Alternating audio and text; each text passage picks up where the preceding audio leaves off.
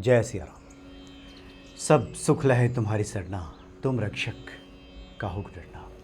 जीवन में जब व्यक्ति परेशान होता है, हताश होता है, निराश होता है, तो फिर वो ईश्वर की शरण में जाता है। उम्मीद होती है उसे कि यहाँ उसे राहत मिलेगी और जो भी जीवन में कठिनाइयाँ हैं, परेशानियाँ हैं, वो दूर हो जाएंगी। इसी आस के साथ व्यक्ति ईश्वर दर्शन करता है, उनके पाठों को करता है। अगर कोई संत महात्मा, कोई पंडित पुजारी बता दें तो श्रम साध्य अनुष्ठान भी करता है। लेकिन सफलता इसमें कुछ लोगों को मिलती है, कुछ लोगों को नहीं मिलती। जब भी किसी संत से हमारी भेंट होती है और बातों के क्रम में कई बार तो इंटरव्यू के दौरान ही अगर इस तरह का कोई प्रसंग छिड़ा तो प्रश्न पूछ लिया जाता है कि आखिर सबको सफलता क्यों नहीं मिलती। या कई बार ऐसे ही बैठे हैं तो उनसे जब बातचीत होती है संतों से, और उन संतों से जिनका अध्यात्म को लेकर के भी चिंतन है, जिनके चिंतन की जो धारा है वो अध्यात्म की तरफ भी है, उनसे जब बातचीत होती है तो उत्तर ये मिलता है कि क्यों सबको सफलता नहीं मिलती, जबकि सबको सफलता मिल जानी चाहिए और मिल जाएगी। क्योंकि ऐसा हो नहीं सकता कि कोई पाठ करे, ईश्वर दर्शन करे और जो बातें बताई गई हैं उसमें उसको सफलता ना मिले। चूक रहती है हमारी तरफ से। लेकिन होता यह है कि बाह्य जगत में तो व्यक्ति यात्रा करता है, बाह्य चीज़ों को तो ठीक कर लेता है। कैसे दिया जलाना है, कौन से तेल का दिया जलाना है, कौन सा फूल चढ़ाना है, कौन सा भोग लगाना है, ये सब बाहर की जो क्रियाएं हैं इसको तो व्यक्ति बहुत आसानी से समझ जाता है, उसको करता है। लेकिन भीतर के जगत में चूँकि सबका प्रवेश संभव नहीं है, किसी बाहरी व्यक्ति का प्रवेश किसी दूसरे व्यक्ति के भीतर तो है नहीं, और ना ही वो व्यवस्था रही, ना ही वो समय रहा कि कोई गुरु अपने शिष्य के भीतर उतर करके उसको झांक सके, उसको देख सके और समझ सके कि भीतर कहाँ भूल हो रही है। तो सब कुछ, जो कुछ भी उपाय बताए जाते हैं, जो कुछ भी बातें होती हैं, सब बाहर बाहर की होती हैं। अब इसमें भीतर अगर ठीक रहा किसी का तो सफलता मिल जाती है। कई बार अगर भीतर के भाव नहीं बने तो सफलता नहीं मिलती। और उत्तर भी यही दिया जाता है कि आपके भाव उस प्रकार के नहीं बने होंगे, आपने मन से नहीं किया होगा। लेकिन ये मन लगेगा कैसे, मन के भीतर का जो हमारा भाव है ये बनेगा कैसे, इस पर ज़्यादा बातचीत नहीं होती है। एक बार वृंदावन जाना हुआ था, वहाँ पे हनुमान टेकरी है, एक बहुत वयोवृद्ध संत वहाँ बैठे हुए थे। कुछ देर उनके साथ जब बैठना हुआ, जब हनुमान जी की महिमा की बातें हो गई, तो कोई भी व्यक्ति जो वहाँ दर्शन के लिए जाता है, किसी संत को देखता है कि थोड़े इत्मीनान की मुद्रा में है, बैठे हैं, कुछ उनसे पूछा जाए तो वो बता सकते हैं। तो बहुत से लोग अपनी समस्याएं सामने रखते हैं, लेकिन ज़्यादातर वही समस्याएं जो संसार से जुड़ी हुई हैं। तो जिन लोगों से भी संत महाराज की बातचीत होती थी और उनके जाने के बाद वो बातचीत के क्रम में मुस्कुरा देते थे और कहते थे कि बिल्कुल आपका काम हो जाएगा, आप निश्चिंत रहें। और कुछ लोगों के बारे में कहते थे कि इनका नहीं होगा। तो फिर जिज्ञासावश हमने पूछा कि क्यों ऐसा, इनका क्यों नहीं होगा, इनका क्यों हो जाएगा, ये सभी तो पार्टी कर रहे हैं, सभी दर्शन करने आए हैं। तो उनका कहना था कि जिन व्यक्ति का कार्य नहीं होगा, उनके शब्दों को सुने आप, वो कह क्या रहे थे, उनमें ग्रहणशीलता नहीं थी। ग्रहणशीलता का मतलब है कि चित्त की स्थिरता नहीं है। जो कुछ भी संत द्वारा बताया जा रहा है, जो कुछ भी पाठ वो कर रहे हैं, वो ग्रहणशीलता की स्थिति में ही नहीं है। हनुमान चालीसा का पाठ करें, चाहे सुंदरकांड का पाठ करें, वो जो कुछ भी कह रहे हैं ये सिर्फ शब्दों से है, उच्चारण मात्र है। और बहुत बार होता है कि संतों द्वारा ये बातें बता दी जाती हैं कि आप किसी भी प्रकार से आप जप करें, किसी प्रकार से पढ़ें, भाव से पढ़ें, कुभाव से पढ़ें, आपको फल प्राप्त हो जाएगा। तो व्यक्ति बहुत सावधान नहीं रहता। वो कहता है कि वो तो संत जी ने कहा है, गोस्वामी जी ने भी लिख दिया है, भाव से पढ़िए, कुभाव से पढ़िए, नाम जपत मंगल दिशि दसहु। नाम जपिएगा तो चारों प्रकार से आपको मंगल ही होगा, दसों दिशाओं से आपकी वो रक्षा करेगा, हर प्रकार का मंगल करेगा दसों दिशाओं में। भाव कुभाव वन खाला सहु, नाम जपत मंगल दिशि दसहु। तो बहुधा लोग सावधान नहीं रहते और भीतर की जो यात्रा है, भीतर भाव जगत में जो कुछ घटित होना चाहिए, उस पाठ के साथ जो एका होनी चाहिए, वो हो नहीं पाता। और ना ही व्यक्ति उस ग्रहणशीलता की स्थिति में होता है कि अपने चित्त को स्थिर कर सके। आप कभी भी किसी भी संत महात्मा के बारे में पढ़ें, जानें, करीब रहने का मौका मिले, तो आप देखेंगे कि बहुत सारे संत खुद को एकांत में क्यों ले जाते हैं, एकांत में क्यों बंद कर लेते हैं, कमरे में चले जाते हैं। जैसे बाबा नीम करोली जी महाराज अचानक उठते थे और भक्तों के पास उठ करके कमरे में चले गए और कमरे का दरवाज़ा बंद कर दिया और कहा कि मुझे कोई डिस्टर्ब नहीं करेगा, जब तक मैं खुद बाहर ना आऊँ कोई दरवाज़ा भी नहीं खटखटाएगा। तो क्या करते थे भीतर? दरअसल भीतर वही जो ग्रहणशीलता की स्थिति है वो कैसे हमारी बने, इसी दिशा की तरफ तो संत आगे बढ़ते हैं।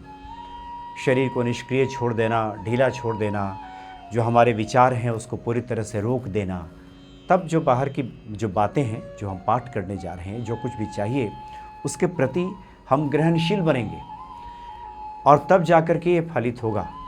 तो बाहर की यात्रा, अब दरअसल ये सब बातें हम इसलिए कह रहे हैं कि कई बार कुछ जो अच्छे भक्त हैं, साधक हैं, उनके मन में भी इस तरह के प्रश्न खड़े हो जाते हैं। जैसे एक प्रश्न है, ये रेखा जी ने लिख करके भेजा है, इन्होंने व्हाट्सएप मैसेज किया। इन्होंने लिखा कि Manoj ji, I listen to almost all of your programmes. Yesterday I heard one which I want to discuss. I disagree with you on 2 points. First, आपने कहा कि हमें तुलसीदास जी के लेवल को पहले देखना होगा और अपने को वहाँ तक लाना होगा, but we can never achieve that level in Durga Saptashati.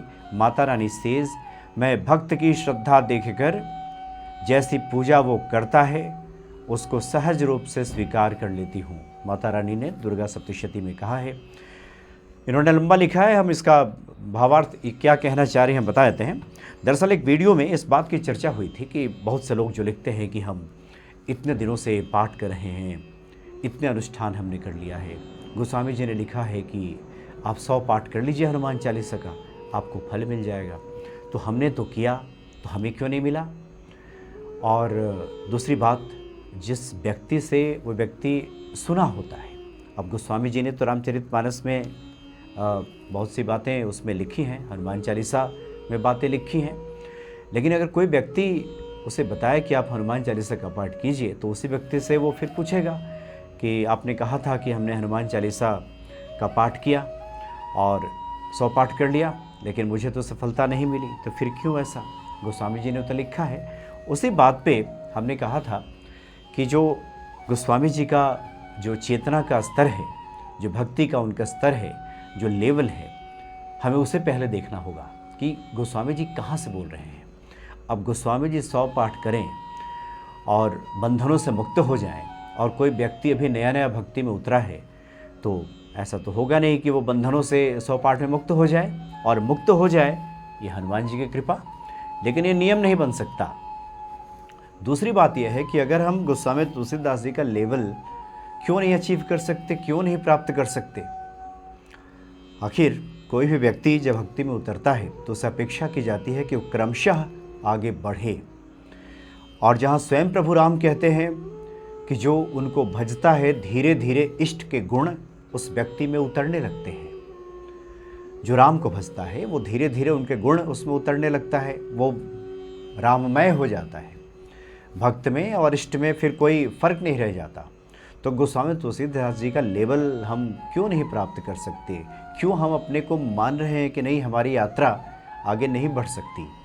हम हमेशा जिस प्रकार से होता है कि कोई छोटा बच्चा प्ले स्कूल में जाए और वो जिद कर ले कि नहीं हम तो यहीं रहेंगे, पढ़ाई तो यहाँ भी तो हो ही रही है, तो इसको कहा जाएगा कि उसकी जो जिद है वो ठीक नहीं है, और समझ ये कहती है कि यात्रा क्रम को आगे बढ़ना चाहिए।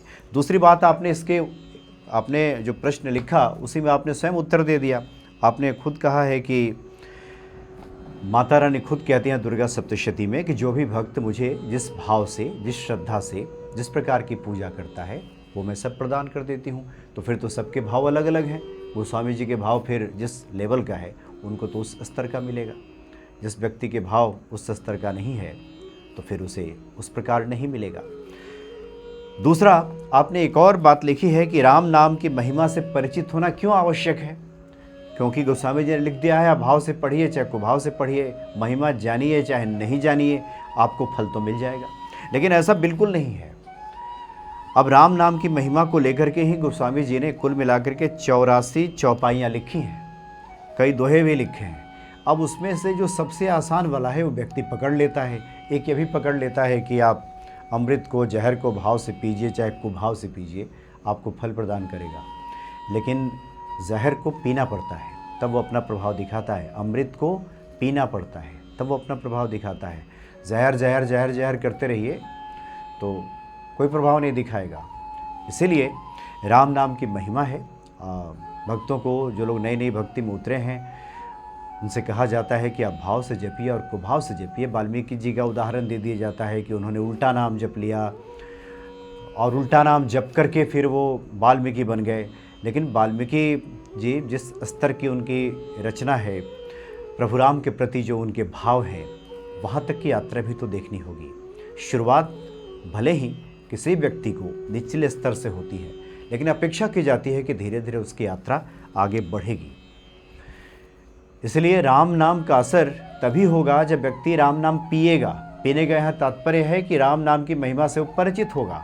नहीं तो सिर्फ राम राम, ये तो शब्दों से, जुबान से आपको लगेगा कि ये जपा जा रहा है। और इसमें अगर ऐसा होता तो जितने लोग राम नाम जपते सबको फल की प्राप्ति हो जाती। बैठ करके इसमें क्या लगा है, बस दिन भर में बैठ गए और राम राम कहना शुरू कर दिया और शाम को फिर फल की आकांक्षा करनी शुरू कर दी। लेकिन ऐसा तो होता ही नहीं है। होता उनके साथ है जो राम नाम की महिमा से परिचित हैं। राम कौन है कुछ तो व्यक्ति जान जाए और उसके बाद फिर वो जपना शुरू करता है तो उसको फलों की प्राप्ति हो जाती है। इसलिए इसको इस रूप में जब तक नहीं लेंगे, जब तक हम एक ढाल बना करके रखेंगे कि सबसे जो आसान वाली चौपाई है उसको पकड़ लिया और उसी को पकड़े बैठे हैं और उसके बाद फिर हम चाहते हैं कि फलों की प्राप्ति हो जाए। ये दरअसल वीडियो में इसलिए ये बातें कही गई थी कि बड़ी संख्या में ऐसे लोग हैं, आप लोग स्वयं जब हनुमान भक्ति देखते हैं उसके कमेंट्स पढ़िए, बहुत सारे ऐसे लोग हैं जिनको फलों की प्राप्ति नहीं हो रही है।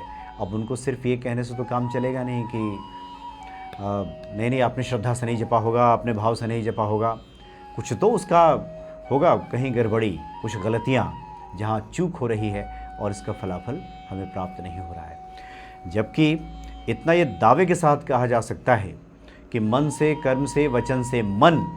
अब ये मन कैसे लगे, जैसा कि हमने शुरू में कहा, इसके लिए कोई व्यवस्था नहीं की गई है कि व्यक्ति कैसे मन लगाए। उसके शब्द बताते हैं कि उसको सफलता मिलेगी कि नहीं मिलेगी। वो हनुमान चालीसा का व्यक्ति पाठ करता है और फिर मन में संशय रखता है कि पता नहीं होगा कि नहीं होगा। जो व्यक्ति चाहता है वैसी सोच उसकी नहीं होती, चाहता कुछ और है, उसके मन में कुछ और चल रहा होता है, तो फिर प्रतिफल उसको नहीं मिलता। क्योंकि विश्वास ही फलित होता है, श्रद्धा ही फलित होती है।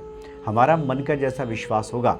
एक और जो आमतौर पे एक गलती जो दिखाई देती है वो ये है कि बाहर तो हम विश्वास जल्दी कर लेते हैं कि ईश्वर पे विश्वास कर लिया, हाँ हम तो जानते हैं कि ईश्वर सर्वसमर्थ हैं, वो सब कर सकते हैं, लेकिन खुद पे भरोसा, जब तक खुद पे भरोसा नहीं होता तब तक भी बात नहीं बनती। इसलिए ये जो 3 प्रश्न उठाया गया है कि तुलसीदास जी का लेवल हम क्यों नहीं प्राप्त कर सकते, बिल्कुल प्राप्त कर सकते हैं। जो हरि को भजता है वो हरि का हो जाता है, हरि की तरह ही हो जाता है। जानत तुम्ही हुई जाई। तो ये हर व्यक्ति में सामर्थ्य है, क्षमता है कि अपने भीतर बैठे ईश्वर को वो देख ले, वो समझ जाए कि वो क्या है। तुलसीदास जी समझ ही तो गए, तभी तो वो तुलसीदास जी बन गए। तो हर व्यक्ति उस ऊंचाई को प्राप्त कर सकता है। दूसरा, आपने स्वयं लिख दिया है कि जिसकी जितनी श्रद्धा होती है, विश्वास होता है, उसको उतना ही मिलता है। जिसका जितना है आंचल यहाँ पे, उसको सौगात उतनी ही मिलेगी। जिसको जितना विश्वास, जितनी श्रद्धा, उतना ही मिलेगा। तीसरा, राम नाम की महिमा से परिचित होना तो बहुत आवश्यक है। हनुमान जी की महिमा से परिचित होना बहुत आवश्यक है। तभी हम जो पाठ करते हैं, जो कुछ भी पूजा करते हैं, उसका प्रतिफल हमें प्राप्त होगा। और भाव से, कुभाव से, इसको आप इस तरह से मान लीजिए कि एक प्रारंभिक अवस्था में ये बातें बताई जाती हैं कि व्यक्ति उसकी शुरुआत करे, लेकिन अपेक्षा की जाती है कि यात्रा फिर आगे बढ़े और तभी जा कर के जो हम पाठ करेंगे, हनुमान चालीसा का पाठ करें या सुंदरकांड का पाठ करें, सबका प्रतिफल हमें अवश्य ही प्राप्त होगा। इसलिए शब्दों को ठीक करें, जो हम चाहते हैं वही हमारे दिमाग में चले, वही हमारे विचार में चले, वही हमारे मन में चले, और उसके बाद तब ईश्वर से जब हम प्रार्थना करते हैं तो वो प्रार्थना तुरंत सुन ली जाती है और वो प्रार्थना फलीभूत हो जाती है। जय सिया राम।